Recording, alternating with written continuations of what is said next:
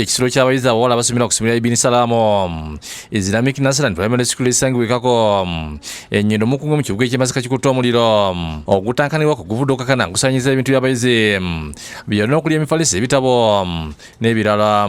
Wazibadde nga 5 ez'enkya ya leero Allah n'agera omusiiba ne tufuna omuliro ne gukwata ekizimbe kyaffe ekya dormitory y'abaana baffe ab'obuwala yonna property yaabwe yonna n'esirikka. Omuliro okwata Ekisulo abayizi babadde mu bibiina nga basomera kigambibwa nti guvudde ku masannyalaze agabadde gavaavaako nga bwe gaddako ekireetedde waayo okwegatta ne zikwata omuliro.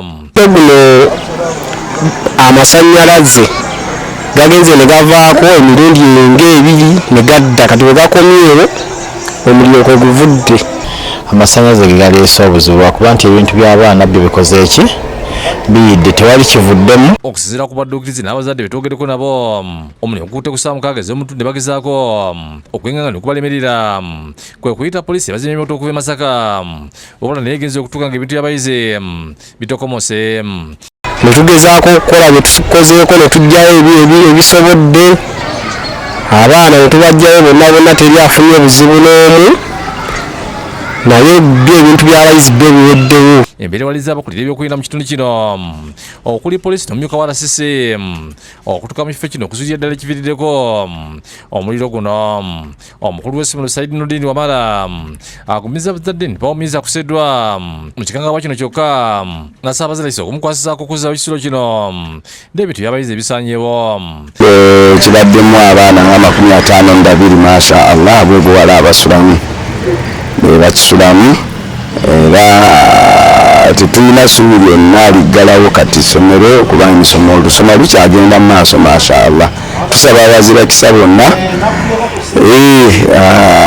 Allah bwe yasitula mu madaala g'ebyenfuna batwegatteko batuyambe. Abyoka alassiwa Nnyendo Mukungu Katumba Tamala Sino n'alabula bannannyini masomero batalina bisaanyizo byakusuza abayizi ku masomero okukikomya kunaabo abalina ebisaanyizo okugoberera amateeka nga minisitiri w'enjigiriza.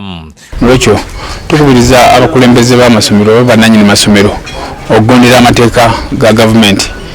Gavumenti teba nsiru ogamba nti tukozesedde eka 2 n'okusuza abaana mu bisulo nga situna lukusa kubanga gavumenti enza kukuwa lukusa kusuza abaana mu muzigiti n'olwekyo naye ebadde ensobi. Omwogezi wa poliisi mu bintu biri Masaka twakasirye akisiza omuliro guno n'ategeeza nti okunoonyeza kugenda mu maaso n'asaba bannannyini masomero okufuna ebimu ebiyambako okuziyiza n'okuzikiriza omuliro okuwala ebizibu.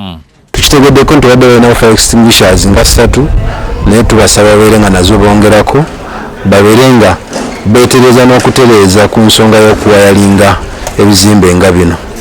Oba oli awo abawayalinzi bano bayinza okuba be bavaako obuzibu newankubadde okunoonyeza kukyagenda mu maaso okuzuulira ddala ki ekiviiriddeko omuliro guno. Fiona Nanyemo yakusakidde eggulu ku lwa Bukedde TV.